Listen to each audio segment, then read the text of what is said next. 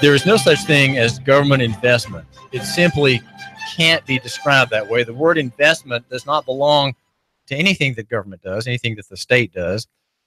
The word investment belongs only to the private sector, where there is capital put at risk, where there is the prospect of something in the way of a service or product or infrastructure being created, and then a profit made or a loss taken to the party that made the initial evaluation of risk and prospect, right? That is to say, the investor puts his money up hoping for a profit, and he takes the risk of loss if it doesn't work out, or if the costs are too high or the market changes, he takes that risk.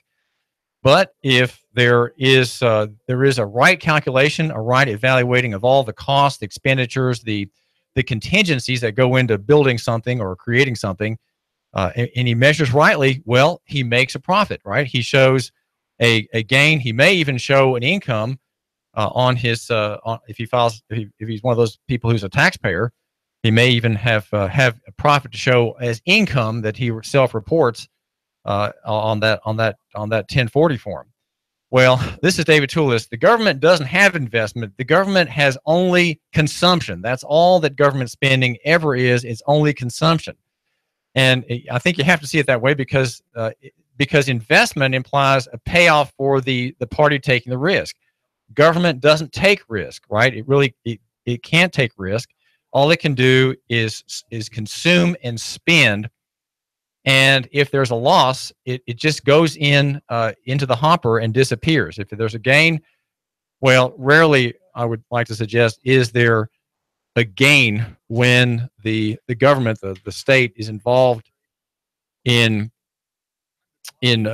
giving money to a project. Now, here in Chattanooga, we have a proposal by a Ballteam that taxpayers, that would be people like you, my listener here at 92.7 FM and 95.3 HD4, the high definition channel, that you, my high definition digital listener, or my viewer on Facebook, by the way, we're there, Facebook at Nooga Radio, and also over on YouTube at Hot News Talk Radio. You just have to pay, right? And if it doesn't work out well, then you pay some more. You pay interest on the bond, and rarely is it that the bondholder, the people who put up the money, the institutions or corporations that put the money up initially, rarely do they ever have to take a loss. They may not get as much profit as they want, but rarely in municipal government in the United States do any of them have to take a haircut, as it's called. Does Chattanooga need a stadium? Well, no, it really doesn't. Does it need a stadium paid for by taxpayers with the risk going to you, my listener? I would say, well, what do you think? What should I say? Maybe you can tell me what to say. The number is 800-8949. That's 800-8949. This is David Tulis. And, if you want to call me, you just feel free. I've said in the past that you can feel free to interrupt me, and that's really quite all right. And in a way, I don't want to not say it that way because I come here with work to do every day. And yet there may be, maybe not you, but there may be someone else who has something to add to the conversation. And let that person call, and hopefully we can make use of another perspective. Maybe I'm just not seeing things correctly, and maybe I'm due for a rebuke on some other topic, maybe a topic completely unrelated to what the agenda is. But I do come to work every day here at Nooga Radio with an agenda, and my agenda is to tell the story like it is, right, and to have you enjoy a better perspective on the way things are, so that you might more prudently manage your affairs and be prudent, right? The prudent man gets out of the way when danger comes, and the fool is run over. And I think we have a lot of fools today, not because they're foolish people, but because they have been fooled, right? They've been fooled, and they don't know any better. But hopefully, well, I don't like the word hopefully, but I hope that you, my listener, are not among those who have been fooled by the establishment line of thinking, the status quo line of thinking. Now, the status quo line of thinking, the doing things as we've always done, is in this direction. It's called the Lookouts, and one of the partners is Jason Fryer, and he has been managing opinion, if you will, by what's called a visioning effort. And what's in view for him is a 141-acre area that used to be the home of Wheeland U.S. Pipe Foundry, and there's also an adjacent 10-block area, according to the Times Free Press account back in August, of the efforts to have you, my listener, join in an investment proposal, investment proposal for which you have no discretion. He says this: "We'll stand by and respect their process in what was called a planning initiative for the South Broad District, which is bounded, the TFP says, by the Foundry side, Interstate 24, the loop there, the Howard School, and Chickamauga Creek. Everybody at the table has meaningful skin in the game," he says. "That's the way we've done things."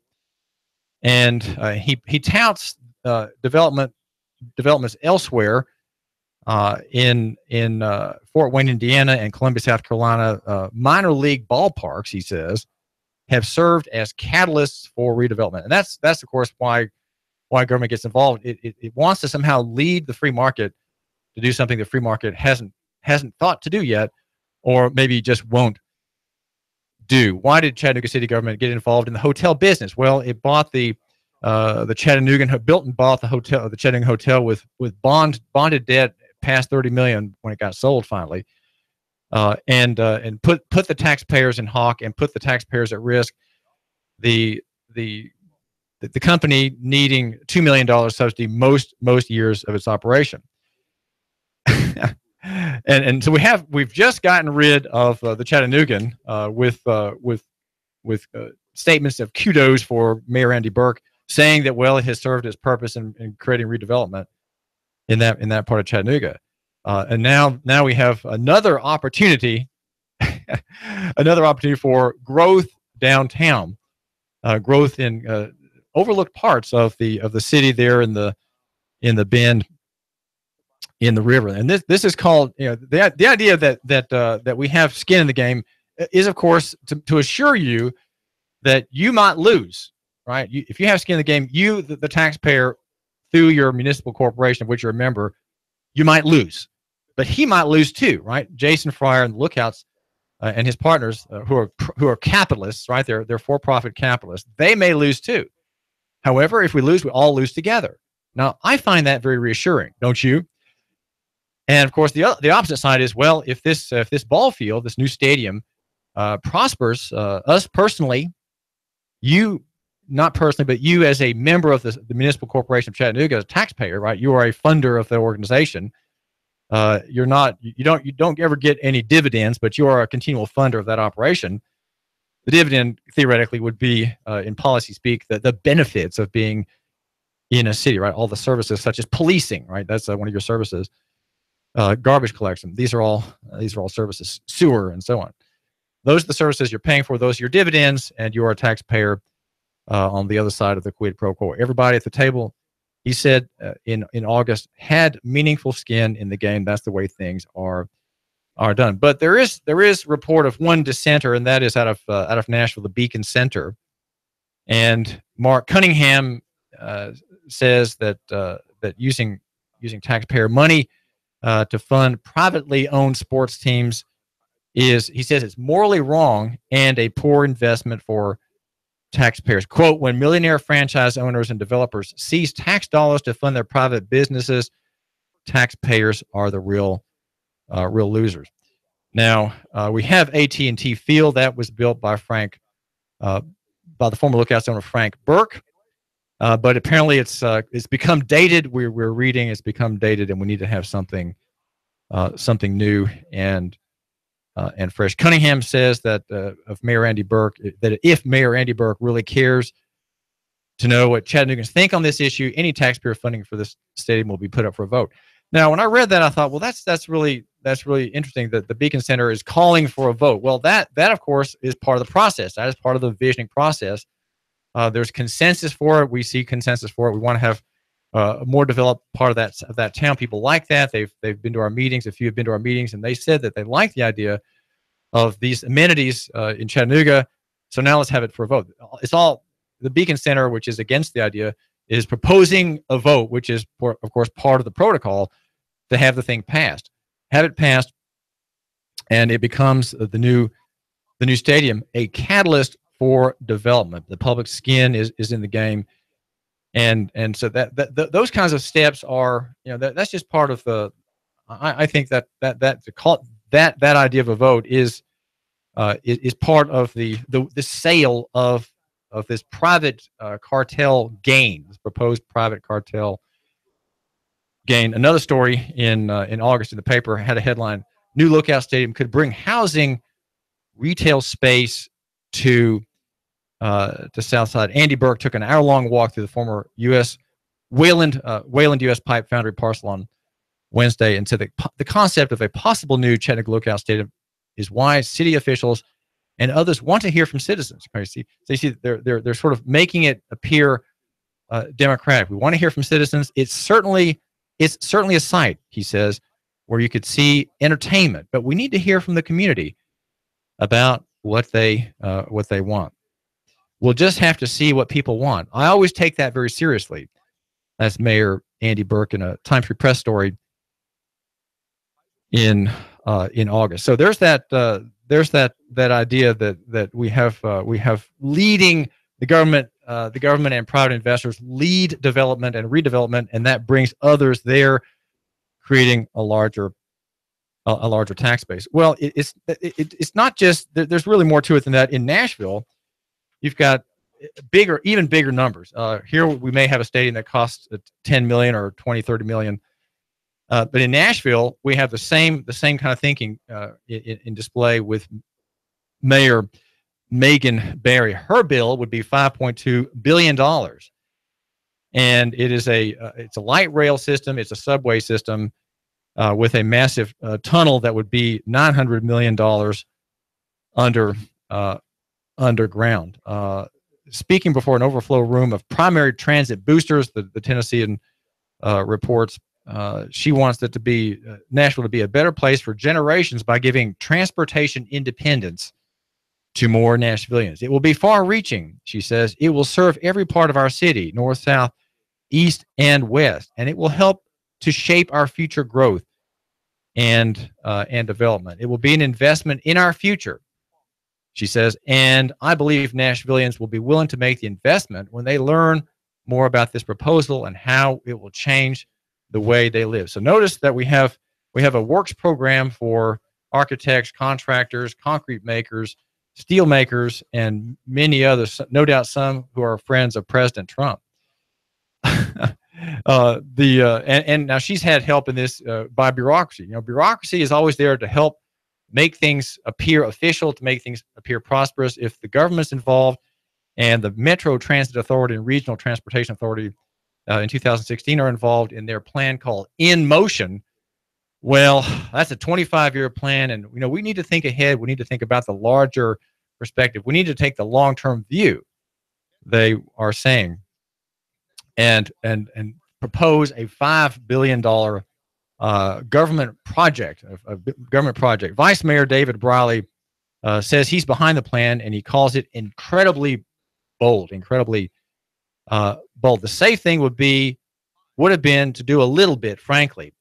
Leaders like Mayor Barry elect not to do the little things, the safe things, but to do the bold thing. And the bold thing here, he says, is to reflect all the work in this community has done over the last 10 years looking at transit. Of course, the Tea Party's against it. We're going to be hearing from Mark West of the Chattanooga Tea Party in a great victory before the good people in Washington. He says he calls it a bold plan for just the size of this. Sorry, that's the Nashville Chamber of Commerce. It's a bold plan that's just the size for Nashville. And the Tea Party in Nashville, Ben Cunningham, says it's a con. It's another legacy transit system. He points instead to autonomous vehicles as the wave of the future for transit and touts on-demand carpooling through companies such as Uber and Lyft. Light rail and bus systems are being left behind by transit consumers. It is now obsolete. So what's the problem? Well, the problem is the idea that governments invest. Okay, it's an entire premise that government invests. Well, the government doesn't invest, right? The state does not invest. It consumes. That's all it consumes. Who invests? Well, investors are producers, right? And investors are people with capital, and they apply that to producers who have mines or farms or factories, and the capital is then put at risk, predicting the market, what the market's desires will be, and puts that capital to use by the factory or by the software writer or by the company managing online services or coming up with a new internet product, and then you have income from and cash flow and gross receipts from the sale of that good. That's what investment is all about. Investment seeks a return, and investment always is rational. It's rational because the people putting up the money, people who are building the factory, who are running the factory, who are giving time, energy, and sweat, and seeking prosperity for themselves also, of course, they don't want to do anything that's going to end up in bankruptcy, right? If you have a free market, if you have parties who are not favored in any way, or parties who are not lawlessly hobbled by some opposition, you have a right and fair assessment of the future. The future, of course, being what will people do in the future? What will people want in the future? Do people need product A or do they need product Y? And here we have a man coming to us saying, let's invest in product A. And the market's saying, well, no, really product Y will be better. Let's go there. And so if you have an open market, if you have a free market, the assessment of the future, what people will want, who people are, what their problems are, right? What their needs are, the best assessment will bring the return. Now, government does not really have to do that. Government, I would say the government can't do that. In other words, the government cannot be rational when it comes to spending money. It simply can't. And to frame the idea that government spending millions and tens of millions and then billions and then half a dozen $1 billion, probably more, because of the prospect of cost overruns, you are simply living in a fantasy. The problem is that government, because it always sees the guarantee of income, right, and because it doesn't have to account for its losses, is a wasteful spender of money. It is a wasteful spender of other people's capital. It misdirects capital to the favorite people. Who's going to benefit from the building of a $10 or $20 million stadium in Chattanooga? Who's going to benefit? Well, contractors are going to benefit. People who sell raw materials will benefit. And so because government's involved in the project, even past $1, the first dollar of government money corrupts the whole process, because once you have that first dollar and the promise of more by government, the parties are not going to look correctly at the marketplace. They have every reason not to look correctly. They have every reason to have their eyes turned as though like steel being pulled leftward by a very powerful magnet, or rightward. Their eyes turn toward the magnet, and they can't see the marketplace. They can't look up to the horizon past current situation into the future. They cannot make a proper projection. Private enterprise often rejects the idea of a stadium. That's why the Lookouts team owners here want to get the government involved. They can't get any private investors to take a risk on a stadium. They can't. No private investor would do it. It won't be profitable. There won't be a return on investment. There won't be a way to amortize all that expenditures. Bondholders may not be there if it's private, if it's totally private. But if there's a government guarantee somewhere, well, maybe we can get the bonds out. We can get the cash now from the financial sector. If you have government involved, well, you don't have to worry about maintenance. You don't have to worry about repair, upkeep, and the savings of all this will go into the pockets of the Lookouts team, right? The team, the very well dressed, very fine, rich people who run this ball team are going to get the profit. The profit will go to them, and the risk will go to you. The risk will be to you, the taxpayer here in Chattanooga. Everyone's going to stick his snoot in the trough, right? If you have this go through in Chattanooga, all kinds of people are going to get their snoot in the trough, and they're going to be for it, right? And so on the side of the public-private investment, you're going to have the people who make the profit. You might say, well, what about roads, David? How about we can't have private roads. Well, let me ask you this: in Nashville, where Mayor Megan Berry does her executive branch job in Mayor City in Nashville city government, you have a city surrounded by pikes, right? This pike and that pike, Granny Lee Pike, for example. Well, those were all private roads. The idea of a state-owned road, a government-owned road, a federal road is relatively new. The interstate system that we have is a wartime project. In the 1950s, it was a military project, an effort to nationalize the economy as well as to have a pretended military benefit for the movement of troops in case we got attacked, right? In case the communists attacked us, we had to have the interstate system, which Wendell Berry rails against. By the way, next weekend will be Wendell Berry in the literary conference. He rails against the idea of the interstate because, rightly so, because it nationalizes the economy. It creates the great carbon footprint that the left complains about. That the environmentalists who want to depopulate the world by 7 billion people, somehow get rid of 7 billion people in their human death wish. They complain about that too. Of course, I complain about highways for other reasons, having no death wish for humanity, as they do. But the idea of a government investment is simply hogwash. We have government investment all across the American economy. We have it in cheap money policies that are suppressing the rate of interest, for example, as quantitative easing out of the Federal Reserve System. We have chronic inflation, monetizing government deficits. We have bank bailouts. We have corporate bailouts. Subsidies without number have all sent capital that someone had to earn down the wrong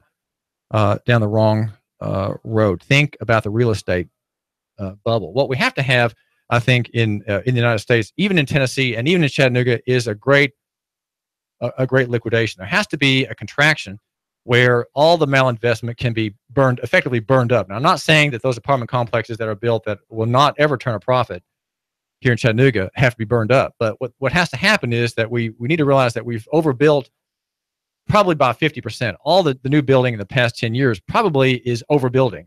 In other words, there's not a real market for it. There's not a real market for all these new hotels, these subdivisions. There is some growth in Chattanooga because of Volkswagen, but the building on cheap credit has far surpassed that. We need to have the end of the bubble, and that, of course, is the liquidation. That, of course, is a reckoning where people say, I was fooled by the cheap money. I was fooled by the subsidy. I was fooled by the tax break that I got to do this or to do that. We've had enough favoritism. We've had enough bad investment by government, right? Government cannot invest. Only private parties who bear their own risk without the public being there to share it. Only they can really and properly invest.